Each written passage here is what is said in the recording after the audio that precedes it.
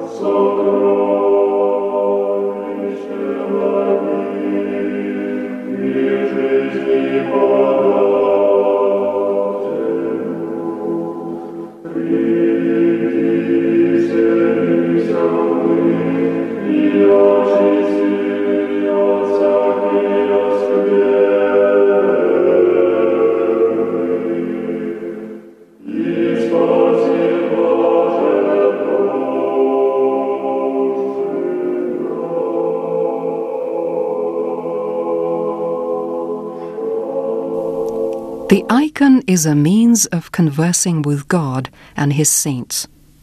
Its principal purpose is for prayer. Experts in icon art insist that the language of an icon is understandable only to people who are familiar with the Holy Writ, who attend church services and participate in the holy sacraments of the Church. It is both wrong and immoral to study an icon purely from an artistic aspect. This would be rather like a theatre critic attempting to write a review on the liturgy. Nonetheless, there are quite a lot of people who reject the lofty purpose of icon art, superciliously regarding it as a form of naive art. One should pity these people. They are deliberately forfeiting a great joy, that of coming into contact with the remarkable world of the icon.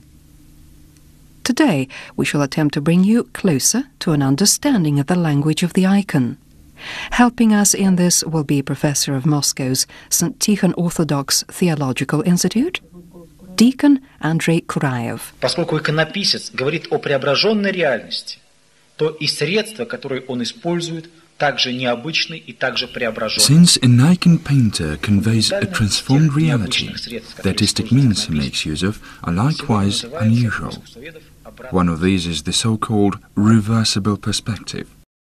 To better understand what we are dealing with here, let's compare the methods that an icon painter and an artist resort to in their work.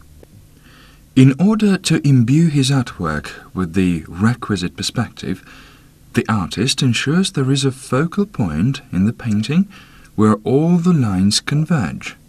This point is strategically placed on the imaginary line of the horizon, deep within the picture plane.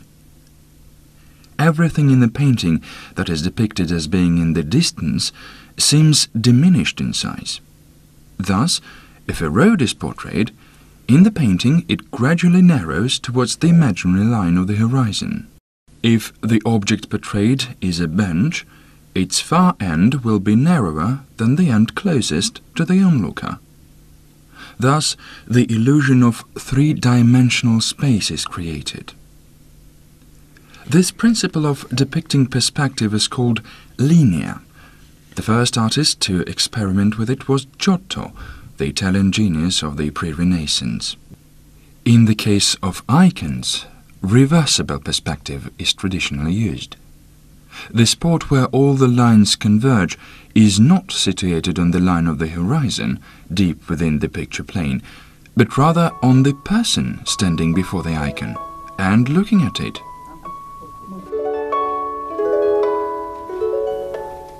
Reversible perspective is more ancient than linear. Icon painters and illustrators of ancient Christian manuscripts were convinced of man's imperfect sight. They believed it could not be relied upon due to its corporal nature. As a result, they attempted to depict the world not as they saw it, but as it really was. The question of what the world was really like could be solved only conceptually, when dogmas of faith were used to fall back on instead of experience of corporal life.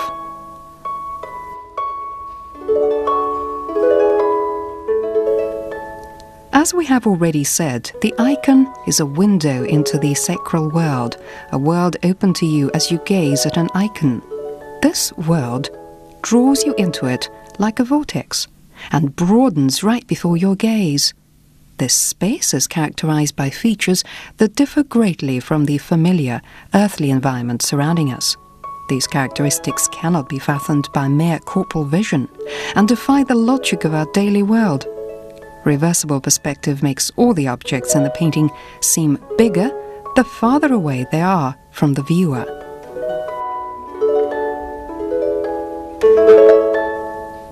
It would be a gross mistake to regard reversible perspective as nothing more than an inability to depict space. Ancient Russian icon painters were well familiar with linear perspective, yet refused to accept it. Reversible perspective was their way of protesting against the temptations of corporal vision.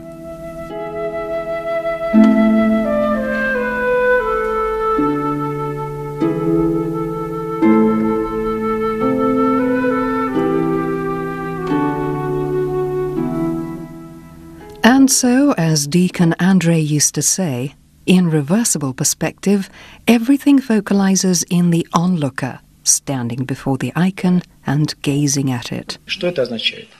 Что не человек смотрит на икону, а икона смотрит на человека. Вот здесь я должен перед вами What does this извиниться. signify? Сегодня Asks Father мне Andrei кажется, что and я уже много answers. раз It means that it is во время not наших so бесед much man who цитировал looks at the фразу icon «Я поднял as the глаза к небу, icon that gazes at man. Remember, Dante has the words, I raised my eyes to the skies to see if they could see me. Well, the icon is the answer to this query of Dante. Those depicted in the icon are looking at you, and you are no longer alone.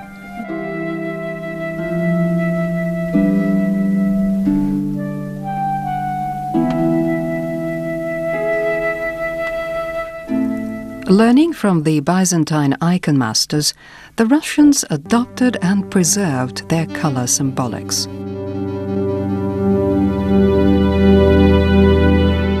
The golden glow of mosaics and icons enabled one to sense the shining glory of the Lord and the majesty of the heavenly kingdom, where it is never night. The golden color symbolized the Lord himself.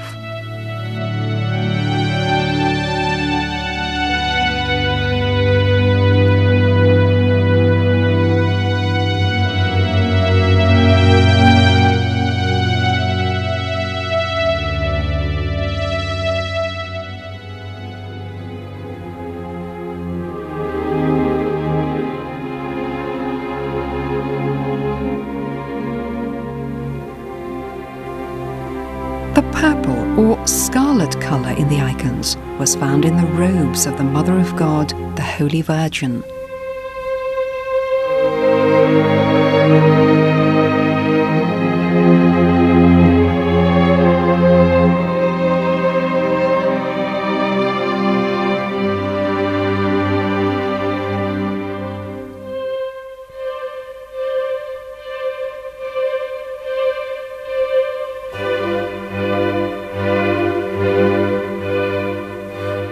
Red in the icon was a color of warmth, love, life-asserting energy. This is precisely why the red color came to symbolize the resurrection of Christ, the victory of life over death. However, at the same time, this is the color of blood and suffering, the color of Christ's sacrifice. The wings of the angels, the seraphs surrounding the Lord's heavenly throne, glow a bright red.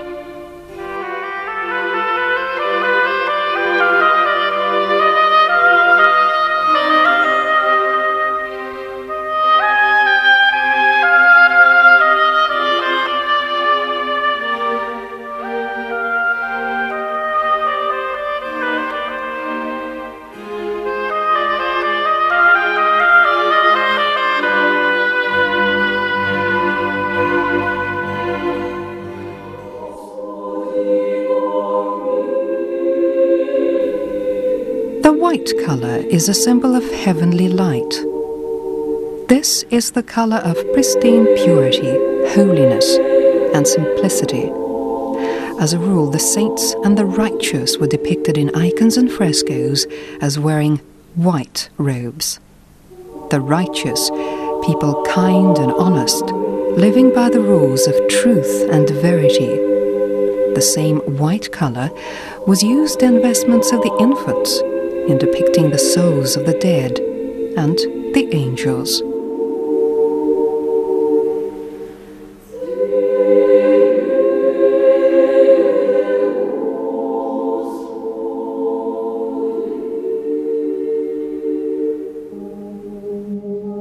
Blue and azure were used to depict the infinite sky, the symbol of the other, eternal world. Blue was believed to be the color of the Virgin. It embodied at once the corporal, earthly, and the heavenly. Murals in many churches dedicated to the Mother of God are dominated by a heavenly blue color.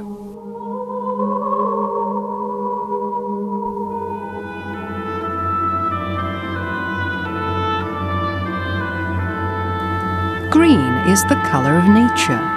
This is the color of grass and leaves. Youth, nature's blooming, hopes, the eternal cycle of life. Green was used to depict the earth, and it was present where life began, in scenes of Christ's birth.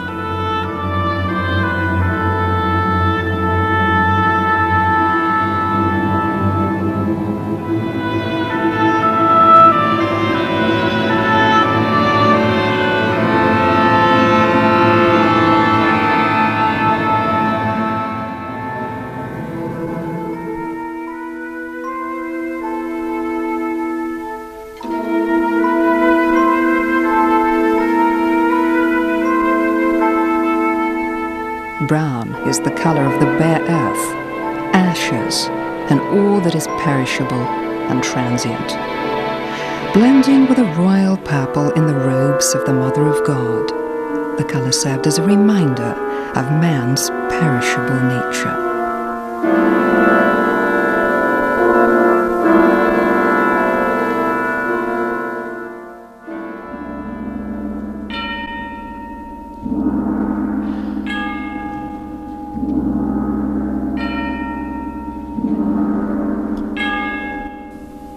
Black is the color of evil and death. In icon art, black was resorted to in coloring caves, symbols of the grave and the awning chasm of hell.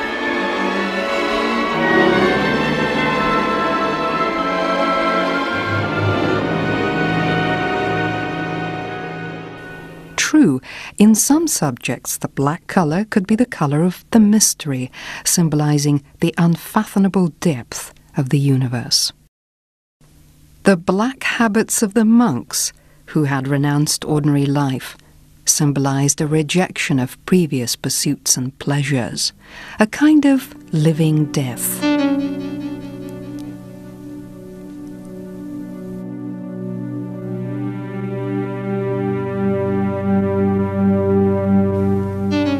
The color never used in icons was grey, a mixture of black and white, evil and good. It became the color of confusion, emptiness, and nihility. There was no place for such a color in the world of the icon.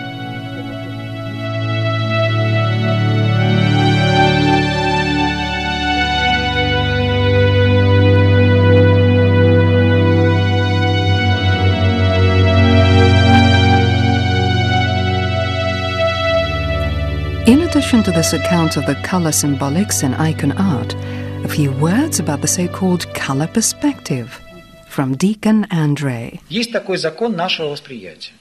Предметы, которые находятся далеко от нас, мы видим в скраденных тонах.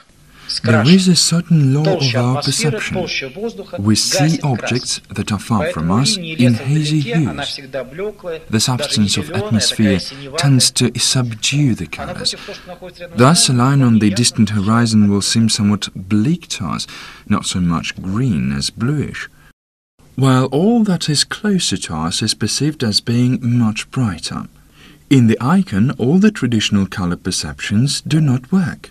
Thus, the icon background is usually of a defiantly glowing golden color. And on the other hand, the vestments of the saints, who are much closer to the onlooker, are depicted in subdued shades. In other words, it is the background that is more aggressive. This is the first thing we notice, and only afterwards does our eye catch the diverse figures of the saints depicted in it. This is the inverted color perspective the icons are notes for.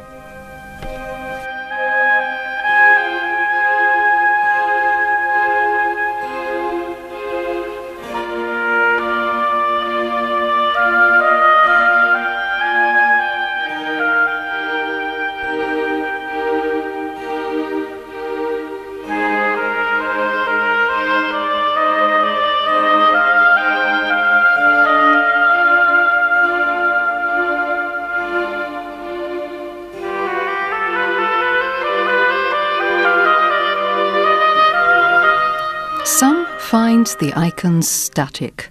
However, Deacon Andrei categorically disagrees, motivating this in the following way. Один человек сказал, как он пришел к вере. Начинал-то он читать Евангелие из атеистических позиций исходя.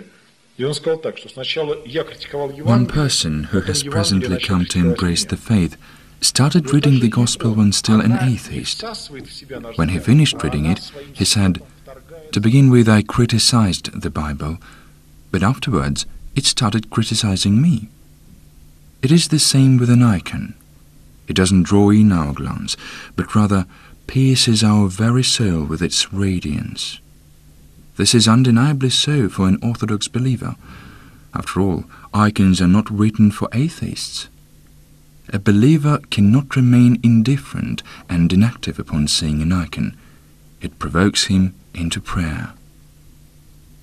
Thus, when you chance to hear people say that an icon is static, I would advise you to ignore this idle talk.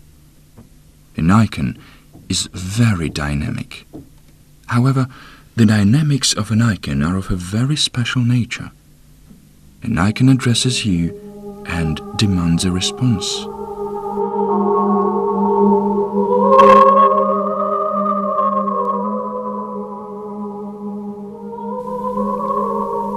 So, an icon is a mystical mediator between the earthly world and the heavens. The import of an icon was determined at the Seventh Ecumenical Council in Nicaea in 787. Likewise, the concept of icon art was formulated round about then. The decisions of the Council, addressed to the entire Christian world, said that icon painters should strictly abide by the rigorous icon canons. The strictness was necessitated by the fact the icons were endowed with the status of a medium for preserving church historical legacy. Thus any violation of the canon was imbued with the danger of its distortion, or in other words, a lapse into heresy, which was severely punished. The Church prohibited an artist from resorting to his imagination in his icon art. Similarly, he could not fall back on a live model. This would have signified a complete and conscious alienation from the prototype. Icons should be written in letter and spirit, not in conjecture and whims, insisted the Ecumenical Council decisions. Despite the severity of traditional forms, an icon is endowed with tremendous impact in expressing spiritual life. The icon painter wielded great power when depicting the glance of the saint, the expression of his eyes, the essential spiritual reflection of man's face.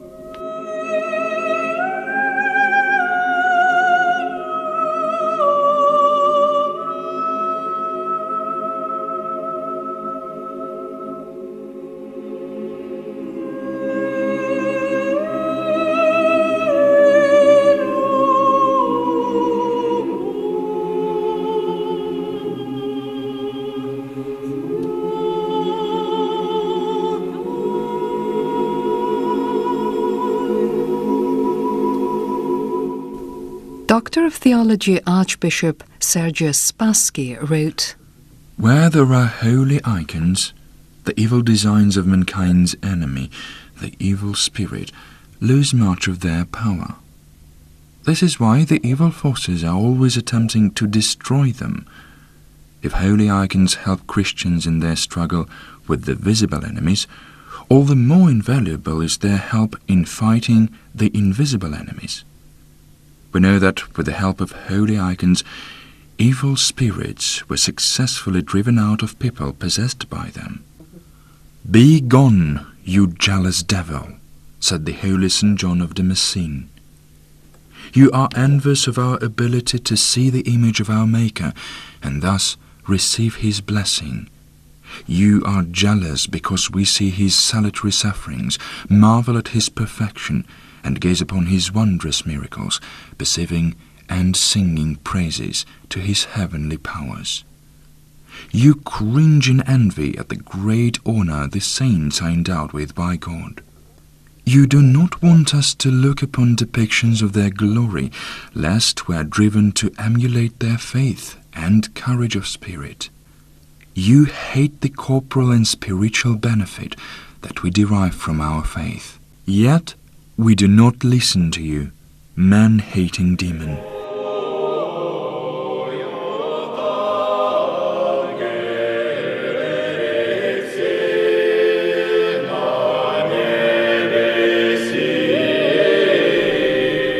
You were listening to the third program in the series Conversations about Russian Icons, prepared at the request of our listener from Great Britain, Jeffrey Lund.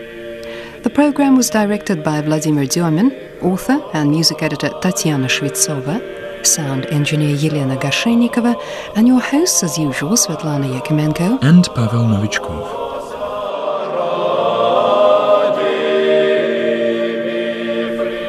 There we end another edition of the Christian Message from Moscow. All the very best to you, until we meet again in a week's time. God save you all.